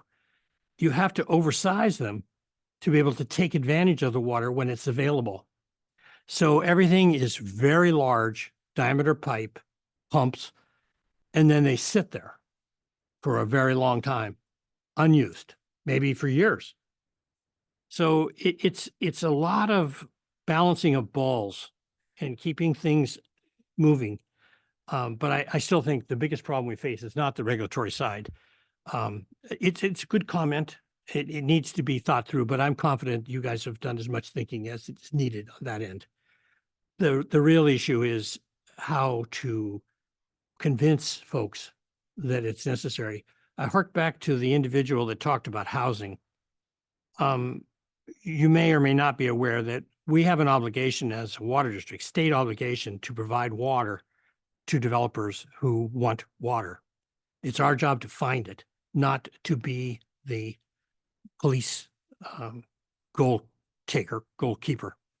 When I was at Berkeley as a student, we were taught that Marin was the way not to run a water district. This is the reason that Ben has bulletproof glass in his window of his office because that was when they instituted the moratorium on building as a tool to basically control growth in Marin. And we were taught, and it's definitely true, water districts are never to be used as a tool to control growth. That's a land use planning issue. It's a county issue, not our issue. Our job is to provide the water that's requested. And that may not always be possible, but if it's not, then the person who needs it, as in George Lucas's case, when he wanted water for the new studio that didn't get built on Lucas Valley, he was willing to provide the capital to offset the cost of that water. So that's the game that is played here, is that the costs are borne by them who use the water. So there's a lot of things to keep in mind and a lot of planning issues from the water business. And it's not always easy or clear what the path is and where it's going, but you do have to keep all those balls up and running. Great, thank you. I mean, thanks again, Paul and Zavi, for the presentation. And, it was interesting that you included the purple pipe component in this because this is a small project with a whole bunch of big projects around it. And I get concerned that small projects are going to erode our ability to finance bigger projects, lots of death by 1,000 paper cuts piece. But that doesn't take away my interest in the purple pipe piece. So a couple of questions on that. You said 700 acre feet a year from that. Is that our max capacity or is that what we're putting out right now? That's what we're delivering today. Okay. I wouldn't say it's our max capacity. It's a little bit more complicated than just thinking of it in straight capacity. Recycled water demand kind of increases in the spring, peaks in the summer, and then kind of dies back down in the fall. So you have these shoulder seasons where you're not using your capacity. Right. And you can deliver a significant increase in the total annual acre foot per year. We probably are getting close to our Las Galinas capacity, guaranteed capacity of 1.87 MGD. When you look at our peak from last summer, we provided 1.6 of recycled water, but we had to add in some potable to that. So there's probably a bit more 1.6 MGD during the peak summer demand, but that peak demand, it doesn't last all summer. No, and we've got quite a bit of development going in that area that hopefully we'll be utilizing that same system. Yeah, even if all that development goes in and all the recycled water, it's about 50 acre feet. Okay. Yeah. So we still have, We'd still be fine. okay. Yeah. It's interesting. I think on projects like this, it seems to make sense that partnerships with whoever is going to benefit would be a really big deal. We can look at some sort of incentive piece, whether it's a connection fee reduction or whatever we start doing with that. But I think where I get not confused, but almost run into a roadblock is I feel like there's not a master plan for the recycle piece. I feel like we're just constantly waiting for something to pop up and we'll take advantage of it and go, as opposed to have a well laid out thoughtful plan where we want to be. And it might be supply or generation, or it's generation limited, meaning there's only so much we can do. So we're just trying to find a place for it. But it'd be helpful to find out helpful to know if there's ability to advance it further than the northern San Rafael area, past San Rafael, or what that actually looks like in terms of our full capacity as we move on. With the IPR and the DPR, does it make sense to actually start getting together with Central Marin and actually having, I'm sure you guys are talking quite a bit, but actually having a sit down and figure out where they're at, where they're ready for it? And does this even make sense to even keep talking about it right now? Or do we just kick this can down the road in terms of regulation constraints? So we partnered with CMSA in the development of the Right. study that defined the DPR plant. At the moment, there is no, other than what, Ben mentioned, that he's been talking to, different agencies and Jason on the subject regarding nutrients to see if there was some way of driving an interest there. At this point, I don't think so. There's no ongoing discussions regarding DPR that I'm aware of. No, and only because, we're sitting here getting a really good presentation on the possibility of it, but if there's not a partnership, there's not really motive or movement behind it or momentum behind it, does it make sense to even still consider it?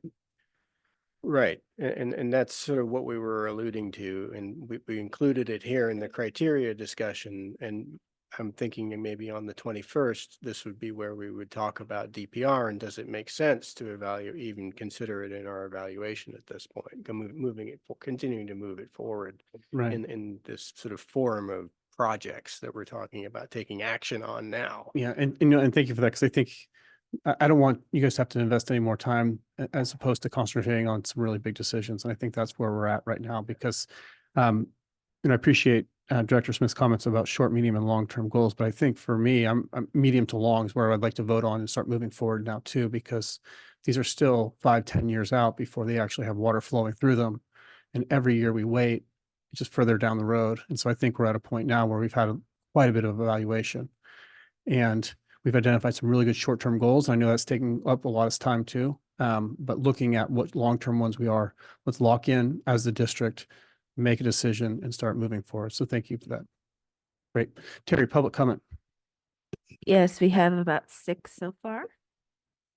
Okay. I did have one other thing I just remembered. Sorry, Ben. So when we look at these costs here, I think there's some sticker shock when we look at these, especially the local supply options, you know, and we see these really big numbers. I brought it up, I think last month or maybe the month before, comparing what we're seeing now to what an alternative would be, meaning if we ran out of water, what's our option? Right. I mean, if we look back at the Richmond-San Rafael Bridge pipeline, what will that cost us in 5 years? How much water will we get out of it? How much acre feet for that one? Or trucking and whatever the case may be. So we understand that, hey, if this is too expensive, the other option is this at this cost. And that'd be very helpful. So sorry about that, Terry, public comment. Sorry. One more question, please. You reminded me, talking about partnerships, is there any opportunity to work with North Marin Water if the PETA 3 option comes to the top? It looks like it's going through Stafford Lake. It's going past Stafford It's Lake. going past. Yeah. But would there be, We've talked to North Marin and obviously introduced this project to them. And at one point we were looking at using some of their infrastructure, if you recall, to try to reduce the first phase costs. If we could get the water almost all the way out to Stafford, it would eliminate, you know, pipeline. At this point, it doesn't seem like there's going to be a pathway for North Marin to necessarily participate in the project, but we haven't, you know, we haven't selected the project yet, so we haven't had firm discussions with them on, you know, do they want to partner in this particular project? There would be some benefit to them in partnering, you know, putting a turnout to Stafford or something of that nature that might assist them. But it's certainly something we would do. Thank you. First up will be Phil Sauter, followed by Carol Dulcini, and then third will be Abe Harden. Thanks for the presentation. It's good to see conservation listed among the water supply options that the district is considering. Is there an echo? Go ahead. Oh, sorry. However, unlike the other options being considered, there are no stated goals for conservation, no specific programs, no budget, and no timeline for action. The last goal I heard a year ago was saving 4 million gallons a day by 2045, 20 years from now. But we don't know the assumptions that make us wait that long. I mentioned earlier that we're currently producing 13 million gallons per day of potable water. That's equal to 15,000 acre feet annually. If we could moderate this sharp summer rise from using potable water for large lawns and landscaping, it's good to know that our reservoirs could carry us through the droughts we've recorded in the past. And we could set aside the need to build a desal plant or flood homes and businesses or exceed bonding capacity and raise rates for all customers. I think it's time to acknowledge that the purpose of our search for new water supply is to continue using half of our potable water for Northern European landscaping for a minority of district customers. And tonight's presentation, while full of decision-making data for other options, includes no specific plan and no sufficient budget to change this pattern of using half our potable water outdoors. There's no specific goal to prepare the district and its customers for a day when this level of potable water irrigation is no longer sustainable. The other water supply plans that we've been discussing for the past 2 years have been full of facts, engineering requirements, charts, maps, graphs, and cost estimates, some of which have been in the hundreds of millions of dollars. While listed at the top of all recent water supply options, demand management has few of these things. We know that a viable demand management plan will start by identifying the customers whose behavior we need to change. We have to know the minority of customers we need to reach, how many there are and where they are. We can't develop a viable demand management program without this information, nor can we evaluate a recycled water program without knowing where the pipes need to go. It's clear that we can't develop a demand management program or set a budget or decide among options without knowing these things. We're scheduled to revisit the water supply program again on January 21st. I hope that the board will request the actual customer data as a necessary step in creating programs and budgets to develop an impactful demand management program that can be compared with other water supply options. Next time, I hope to see demand management on the comparison chart. Thank you.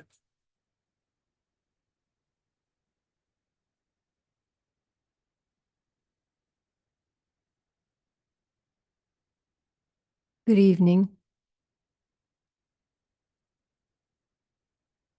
Long-term project costs were last updated at the Board of Directors meeting of December 10th. During board and staff discussion following this presentation, there were two comments of note to me. Certain directors commented that the long-term projects to expand reservoirs had reached cost levels that made it reasonable to look to eliminating them from future consideration, that these studies had reached a point of diminishing returns. Staff commented that cost is not the only criteria for evaluating these projects. Thus, tonight's presentation reviewing all the criteria that go into evaluating these longer-term projects. I would ask the board and staff this question: who truly benefits from continuing these costly studies for reservoir expansion? As one director pointed out in December, these studies seem to keep finding that the costs for reservoir expansions continue to rise. Who benefits from these continued studies? Not the ratepayers. Please continue to focus on feasible and affordable alternatives. Thank you.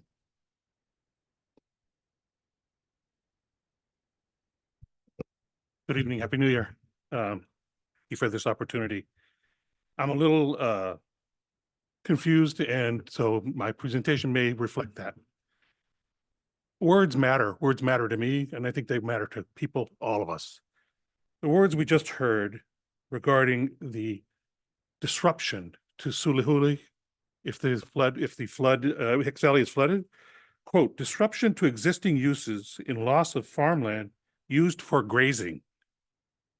So I'll ask each one of you, board members and staff who are business owners, would you consider it a disruption if your business was taken and your home was taken?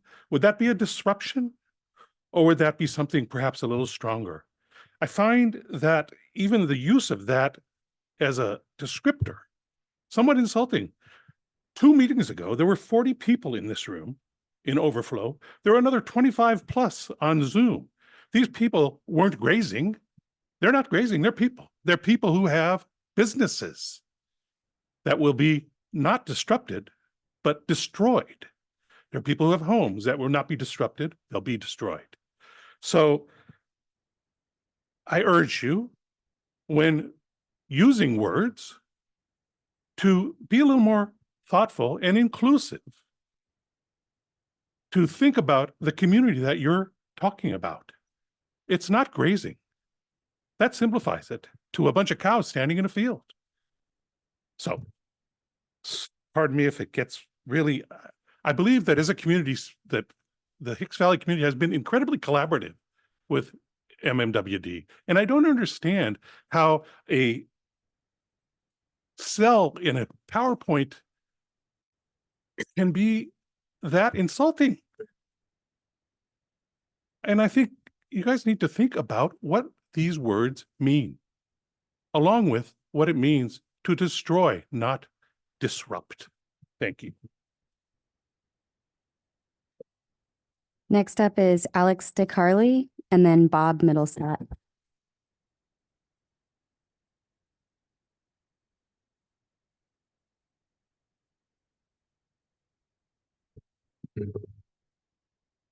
Good evening, board and staff.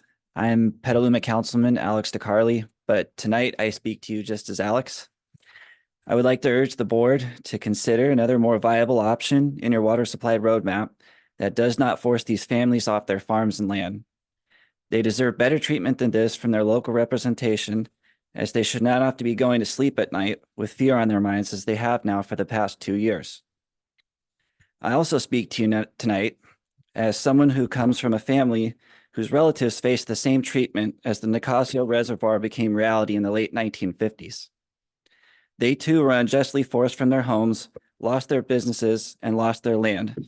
The creation of the Nicasio Reservoir left a black mark on the village of Nicasio and the whole valley from which it never recovered. Because the residents were so distraught and everything fell apart there. The worst part is that it was all done in vain, as Nicasio was essentially never used thanks to its many shortcomings. Our agriculture industry has suffered for years. They get hammered from all sides, and one by one, our way of life, our local food sovereignty, and our heritage slowly fade away. Farms and farmland should be protected at all costs. Just as much as you need water, you need food. While all of our decisions as leaders of our community are made for the benefit and good of the public, our decisions should never come at the expense of people losing their homes and their land. So again, I'd ask the board to please not make what has already been a failure for the last 60 years an even taller failure, all at the expense of these people's homes that have lived here for more than a century.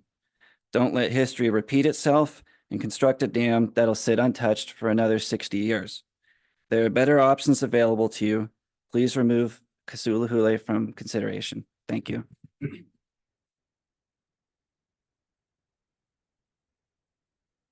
Hi, Bob Middlestead.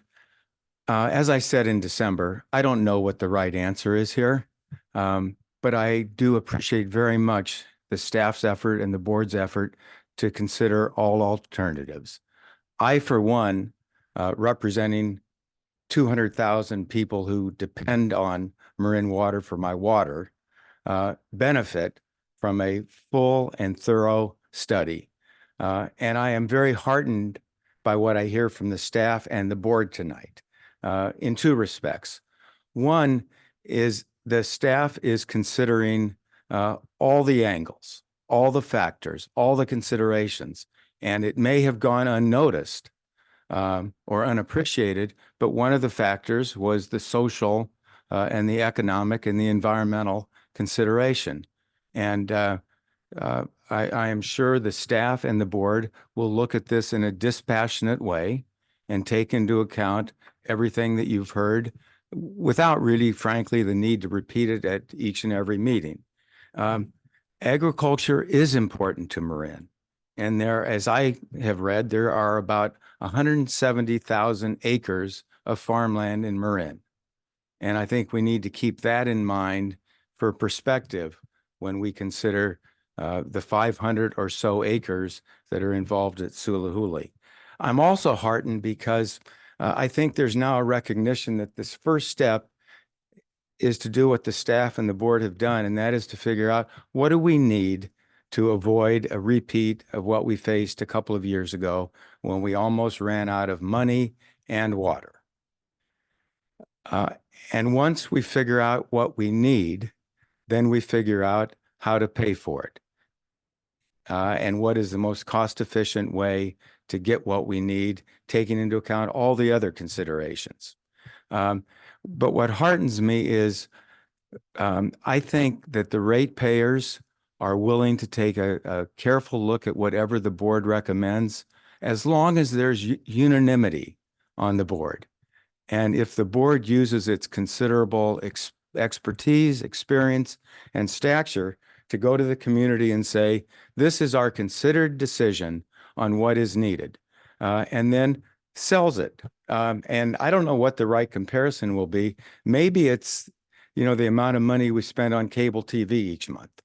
I, for one, am willing to spend more on water than on cable TV.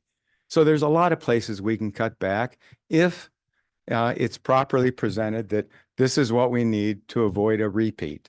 Because the most important thing is not to run out of water and to come up with the solution that takes all these considerations into account. So with that, thank you. Thank you. We'll move to Zoom public commenters. First up is Larry Minikis. Yes, good evening. And Paul, thank you again for yet another comprehensive presentation. This is a very helpful update.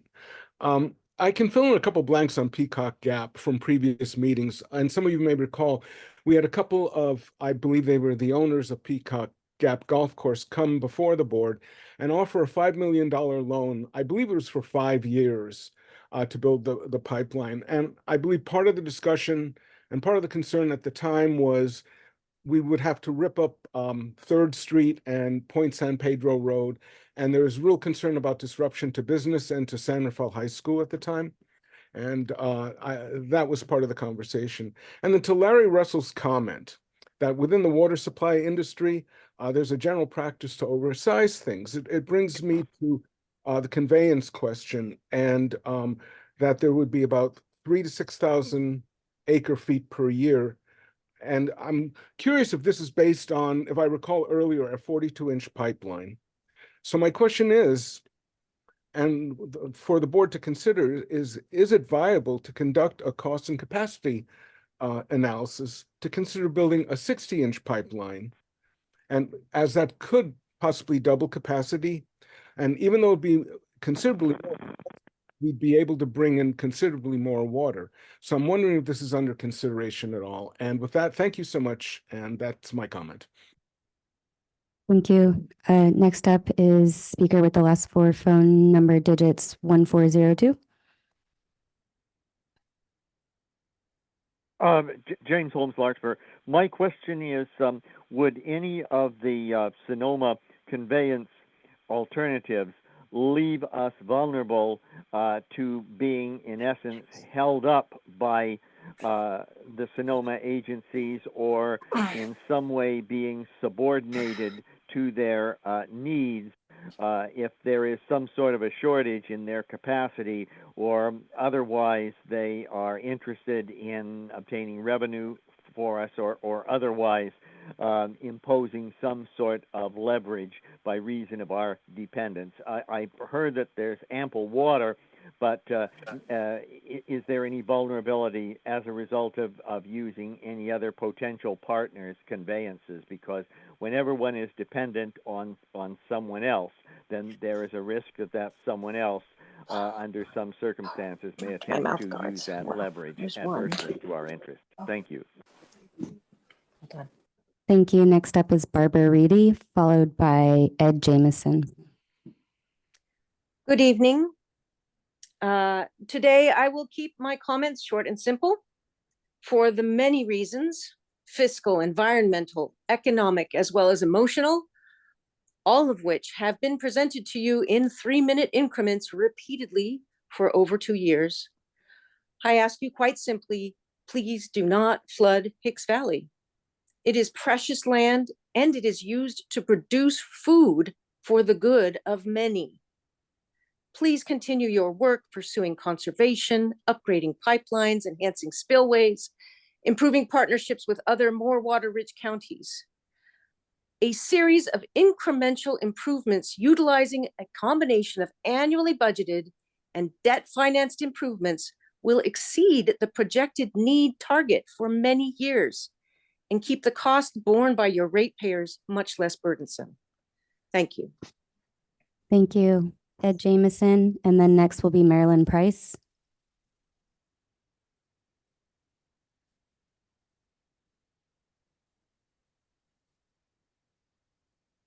Go ahead, Mr. Jamison.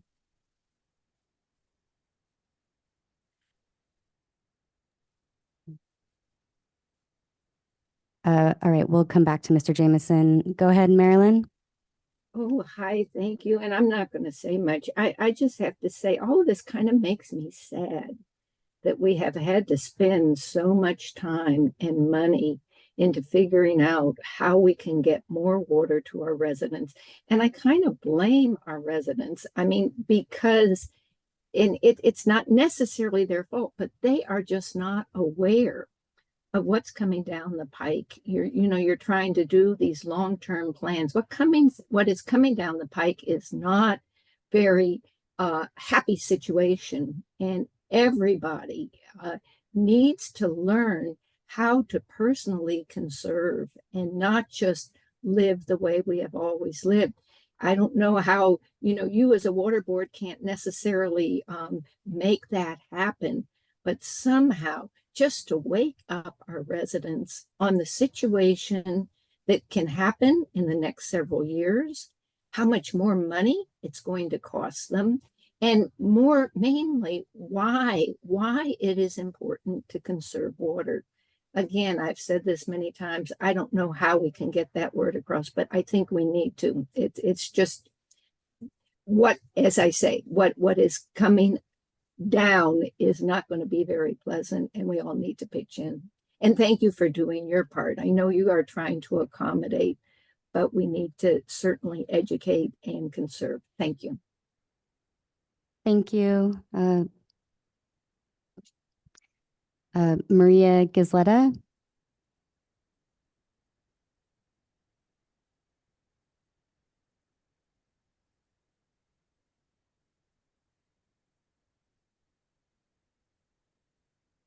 Go ahead, Maria. Sorry. Thank you for hearing my comments. I wasn't really prepared to speak tonight, but I understand the complexity of all of this, and I really thank you for listening to our comments over the years. But I do have to reiterate what Abe said. For 2 years, we've expressed so many things to you. We've emailed, we've met with you guys, and to reduce the comments in the social bracket of it to just grazing is very, very offensive. And I understand that I'm not one of the 2,000 people that are paying as a ratepayer, but I am part of the 2% of the population that produces food and fiber for the rest of you. And I understand that the thought of 500 acres to Mr. Middlestead is a tiny little pin drop, but it's snowballed into thousands of acres and homes and history and dedication. And our family, for instance, in 1979 already gave hundreds of acres and already provides 10,000 acres of water to the system. So increasing it and completely decimating us is a little bit of a extra ask. So I understand that all of this is going to end the way it's going to end, and I fear it. But don't just sweep us under the rug, please. Thank you. Thank you. We'll go back to Ed Jameson. Go ahead, Ed.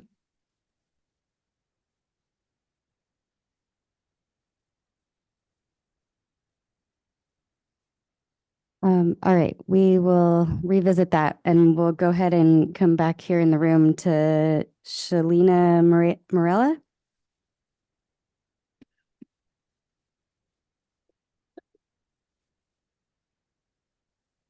Hi, everybody. Shalina Moreta. I just wanted to remind everybody that once farmland is gone, it's gone. Those farmers aren't going to up and move to a different part of Marin County. Farming takes a lot of infrastructure. You can't just buy up farmland in a different part of Marin County. I'm personally not from a family that's going to be affected by the Sulahulie being flooded out. You've heard from those families. I'm here because my family farm is in fact going to be affected if the Sulahulie is flooded out because of the ecosystem that surrounds farming.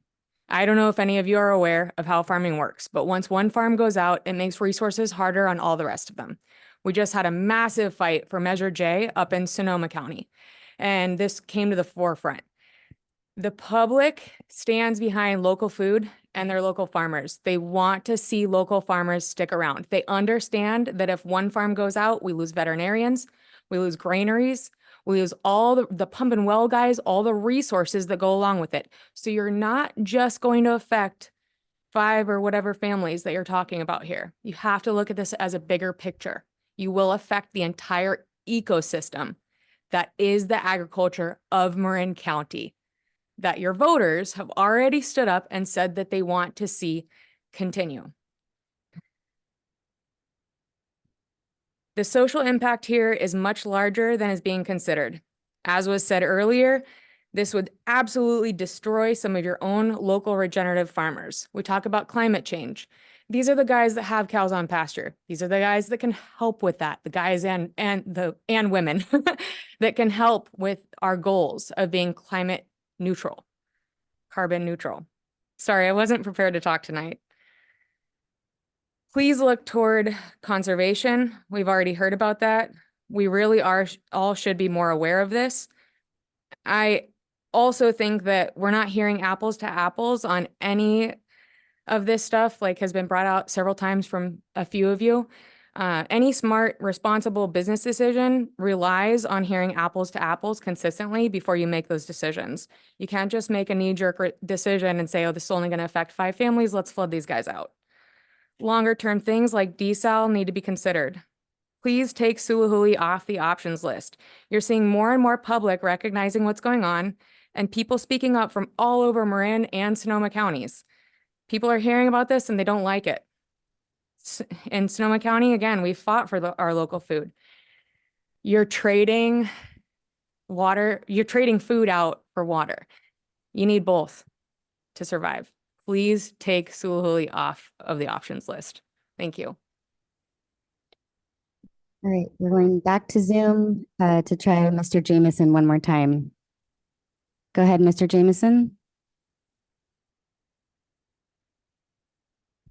We'll go ahead and move on if he gets back to us, but thank you for trying. All right, that is all of the public comment. Okay, appreciate it. Okay, next up, Terry or Adrian, our future board and committee meetings. Sorry.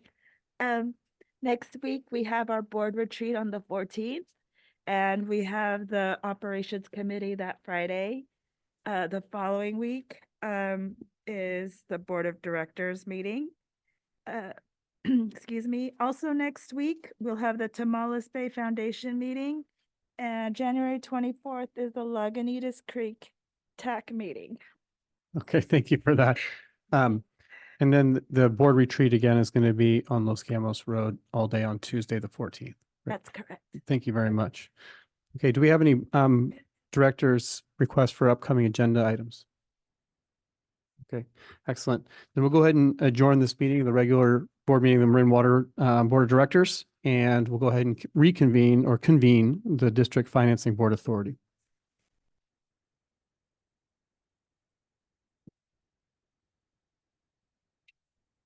Terry, when you get a chance, or Adrian, a roll call. Yeah.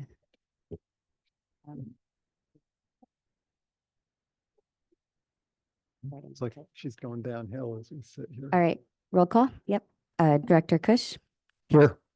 Director Mayer, Yes. Director Russell, Here. Vice President Smith. Here. And President Sampson. Here. Okay, next up, we have the Financing Authority Board regular agenda item number A, the minutes to go ahead and move forward with approval from the last meeting of January 9th, 2024. Can I get a roll call? Are we gonna do these together? I'm sorry. We'll do it together. Okay, I apologize. So, sorry, Brett, go ahead. Yes, thank you, Board President. My name is Brett Uppendall. I'm the Finance Director for the district. Tonight, we have an item for you. It's largely procedural at this point. It's required each year that we come back under a different governing body, the Marin Municipal Financing Authority, to confirm officers with the re-election and with the shuffling of seats. Also to approve the minutes from the prior year report and to review the financial report from last year. And so I have all this outlined in a staff report that you may have read. I'm happy to briefly review it and answer any questions if you have any at the end. In 2010, in April 2010, the district created the Marin Municipal Water Financing Authority by entering into a joint powers of exercise agreement with the California Municipal Financing Authority. With that, we established bylaws naming the officers of the financing authority and establishing a regular cadence of at least one meeting per year that we hold. And in that first meeting, we are required to do, as I just mentioned, review last year's minutes from the officers for the upcoming year and to review the financial report. In terms of the financial report, we did not have much activity. We had no activity other than the planned activity of paying our debt service. So we have 3 outstanding bond issues. Each year we make biannual payments for principal and interest, with the exception of our 2016 issue, which is still on interest only at this point of its maturity. These are largely level funded over the next 15 years. So we don't anticipate much change in the annual debt service on each. But nonetheless, we are required each year to review those and to reaffirm the officers for this year. So this year with the recent election, we will have a president being the president of the board, Matt Sampson, vice president being the vice president of the board, Jed Smith. The general manager becomes the executive director, and that is unchanged. The secretary, Terry, will become unchanged as well. I would be the treasurer as the finance director. And we do have legal counsel as well here with Molly McLean. So with that, I'm happy to answer any questions if the board has any. Director Russell, any board questions? Okay, great. No questions. Do we have any public comment? No public comment on this item. Okay, and this is going to be an approval item. So we'll go ahead and take a motion, please. So moved. Second. Roll call vote, please. Director Kusch, Aye. Director Mayor, Aye. Director Russell, Aye. Aye. sorry, Vice President Smith, and President Sampson. Yes. Okay, with that. He said yes. He meant to say aye, but we're going with yes. That's all right. I think that's a sign. We'll go ahead and adjourn the meeting of the Marin Municipal Water District Financing Board Authority. Thank you.